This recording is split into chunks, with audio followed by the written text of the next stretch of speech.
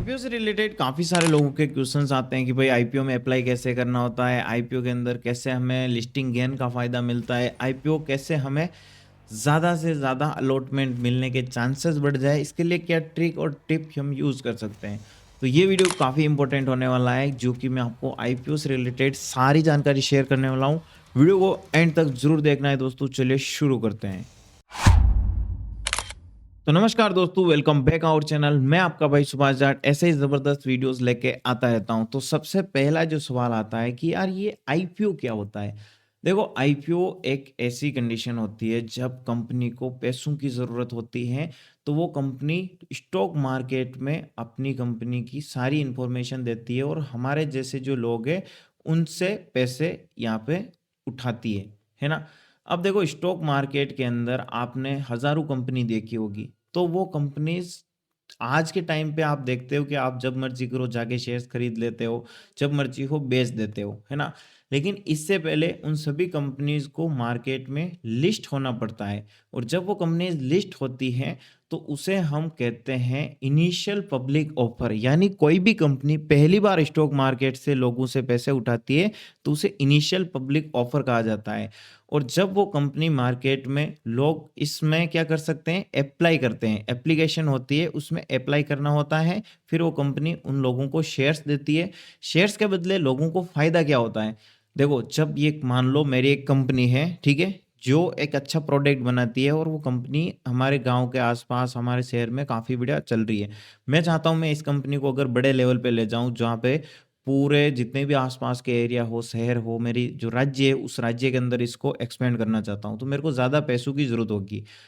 अब हम पैसा कहाँ से ले सकते हैं? 2 चीज़ें, एक तो बैंक से लोगे, बैंक आपको ब्याज लेगा और ब्याज लेगा, उसके साथ आपको कुछ ना कुछ गिरवी रखना पड़ेगा। हो सकता है कंपनी ज़्यादा ग्रो नहीं कर पाई या फिर कुछ भी इश्यूज़ होते हैं, तो इसमें कंपनी को बहुत ज़्यादा नुकसान हो जाता है, क्योंकि बैंक वाले तो भई ब्याज लेके पीछे पड़े रहेंगे कि हमें हमारा पैसा चाहिए, तुम चाहो जो करो। इसके लिए दूसरा जो रास्ता है वो होता है कि हम हमारी कंपनी का कुछ हिस्सेदारी यानी किसी दूसरे बंदे को पार्टनर बनाएं और हिस्सेदारी यानी उसको शेयर्स दें, है ना। तो इसमें वेंचर कैपिटलिस्ट होते हैं, जैसे शार्क टैंक में आपने देखा होगा। तो वो शुरुआती निवेशक होते हैं किसी भी कंपनी में, जो कि 4 करोड़ 5 करोड़ रुपए चाहिए या 10 करोड़ रुपए चाहिए। लेकिन मेरी कंपनी मान लो पूरे भारत में अच्छे से ग्रो करने लग गई है और मैं ये चाहता हूँ कि यार इस कंपनी को विदेशों में भी अगर मैं फैलाना चाहूँ, तो मेरे को चाहिए हज़ारों करोड़ रुपए। तो मान लो मेरे को ज़रूरत है कि यार 5,000 करोड़ रुपए अपने को चाहिए और इससे हम और मार्केट अच्छा ग्रो कर सकते हैं। अब ये 5,000 करोड़ रुपए कौन देगा? कोई भी बंदा ऐसा नहीं होगा कि वीसी जो वेंचर कैपिटलिस्ट होते हैं, वो इतनी बड़ी रकम नहीं लगा सकते, क्योंकि उनको बहुत ज़्यादा रिस्क रहती है।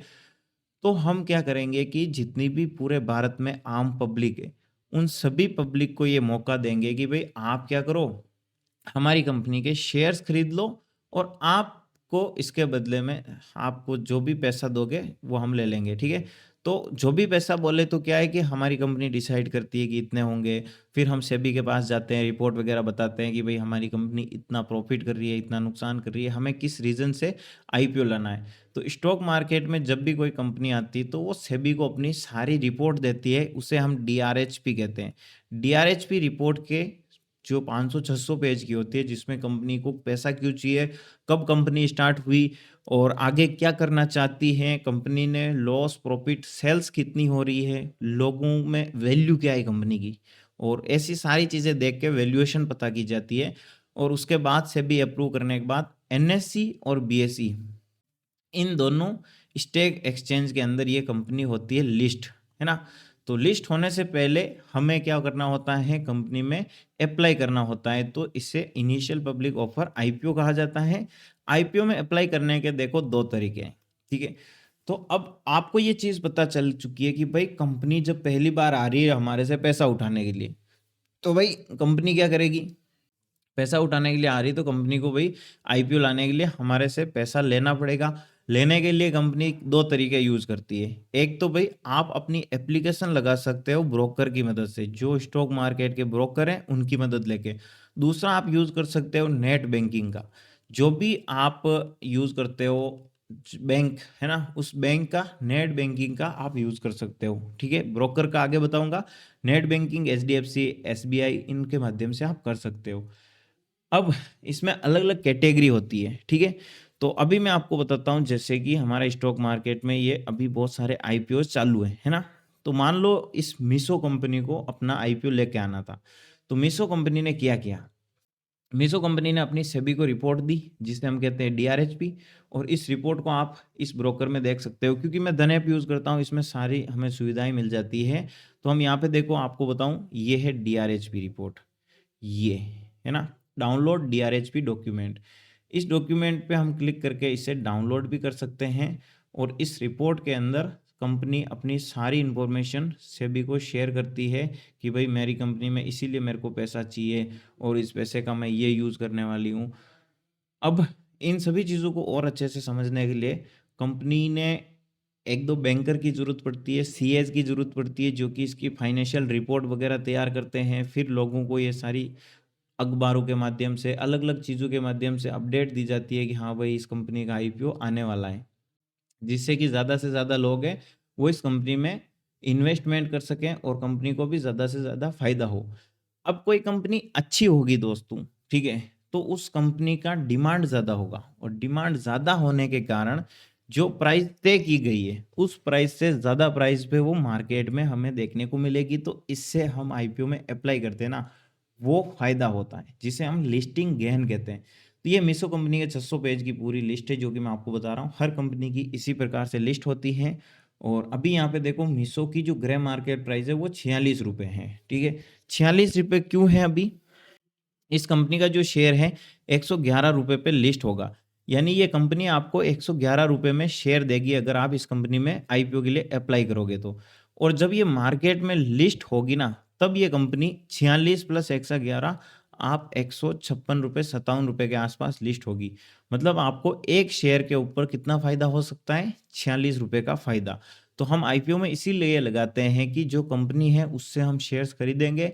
अगर ज़्यादा डिमांड होगी तो कंपनी का शेयर तो हमें सस्ता मिल रहा है, बट जो लिस्ट होगी वो ज़्यादा प्राइस पे होगी। तो इससे हमें ज़्यादा फ़ायदा हो सकता है 41%, यानी अगर ₹15,000 आप लगाते हो, तो लगभग 6,000 या 7,000 के आसपास इसमें हमें रिटर्न मिल सकता है, वो भी 2 या 3 दिन के अंदर। तो ये यहाँ पे प्रोसेस है। बेस्ट ब्रोकर है जो गाइज़ आप यूज़ कर सकते हो धन ऐप का, जिसका लिंक हमने कमेंट बॉक्स में, डिस्क्रिप्शन बॉक्स में दे रखा है। 4 से 5 मिनट में आप अपना जो डीमैट अकाउंट है वो ओपन कर सकते हो। अभी इसमें बहुत सारी और जानकारी होती है जो कि आपको समझनी चाहिए। पहले तो इस कंपनी ने डिसाइड किया, सेबी को बताया, सेबी ने एनएसई, बीएसई को बताया, ठीक है? फिर इन्होंने मिलकर एक दिनांक यानी एक डेट निश्चित की कि भाई इस डेट से हम इस एप्लीकेशन को शुरू करेंगे, ठीक है?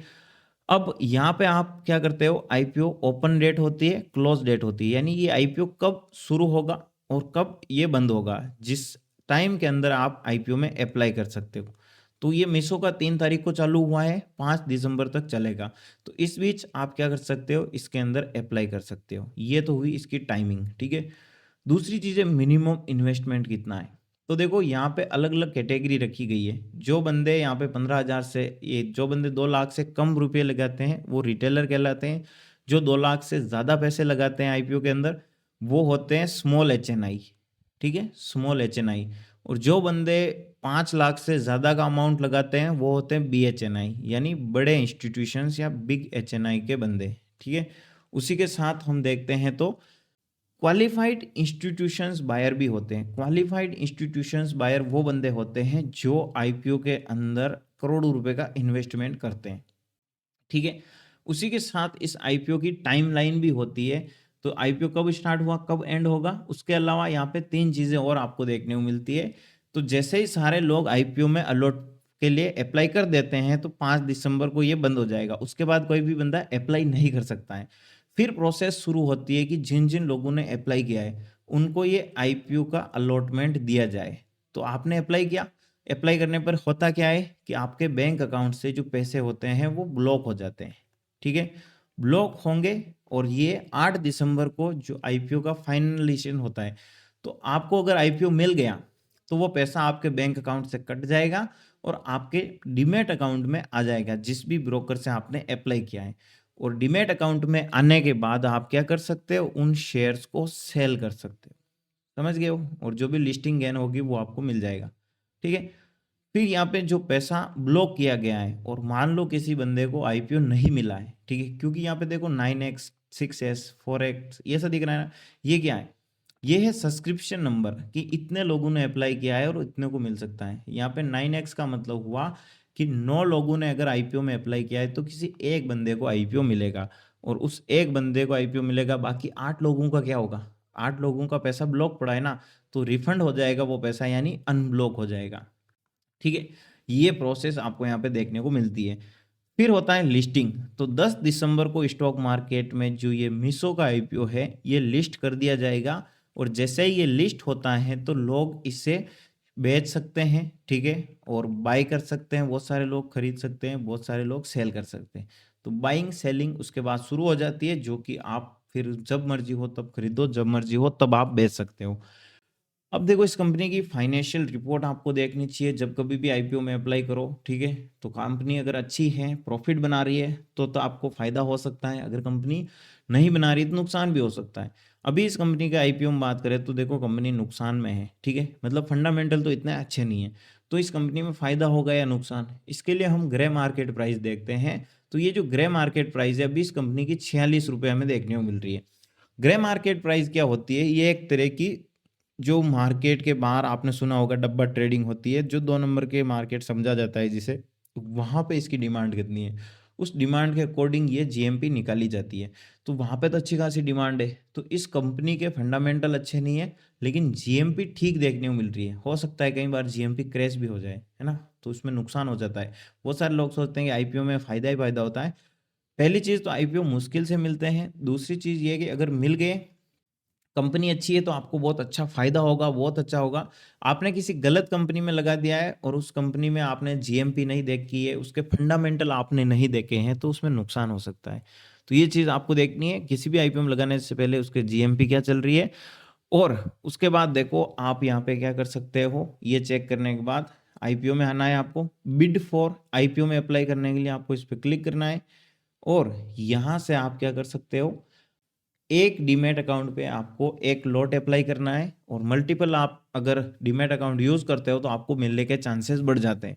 रिटेल कैटेगरी पे क्लिक करो, 135 शेयर्स आ रहे हैं, पहले बिड फॉर आईपीओ पे क्लिक कर दो और आपके मोबाइल पे फ़ोन पे मैसेज आ जाएगा।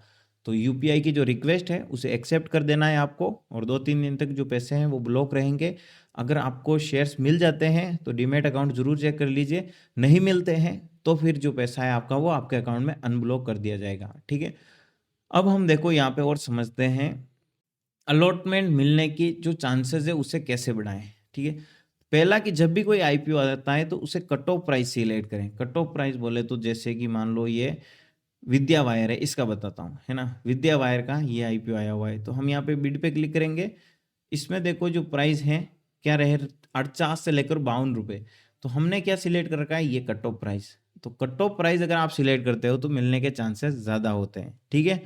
उसी के साथ मल्टीपल डीमैट अकाउंट का यूज़ कीजिएगा, क्योंकि मान लो आपने चाहा कि मेरे को आईपीओ मिल जाए, है ना, तो आपने 15,000 रुपये से एक लॉट खरीदा, ठीक है, और ऐसे करके अपनी पूरी फैमिली मेंबर के 4-5 डीमैट अकाउंट से आपने अप्लाई किया, तो आपको कोई ना कोई एक बंदे के तो मिल ही जाएगा, ठीक है।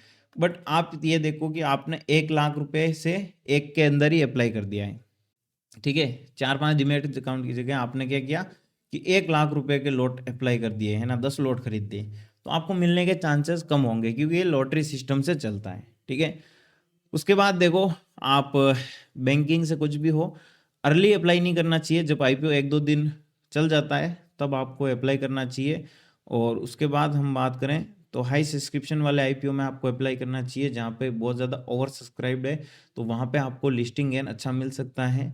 और तो बाकी आप देख लीजिए अपने हिसाब से कि पहली बार कंपनी आती है तो उसे आईपीओ कहते हैं। आईपीओ के लिए हमें ब्रोकर की ज़रूरत रहती है, और ब्रोकर का जो लिंक है वो मैंने आपको डीमैट अकाउंट में, जो आपको डीमैट अकाउंट का जो लिंक है वो कमेंट बॉक्स में डिस्क्रिप्शन में दे रखा है, तो वहाँ से आप अपना डीमैट अकाउंट ओपन कर सकते हो। हमारे इस चैनल को लाइक शेयर सब्सक्राइब ज़रूर कीजिए और अपने सभी दोस्तों के साथ ज़रूर शेयर कर दीजिए, ठीक है दोस्तों। तो मिलते हैं हम नेक्स्ट इंपॉर्टेंट वीडियो में।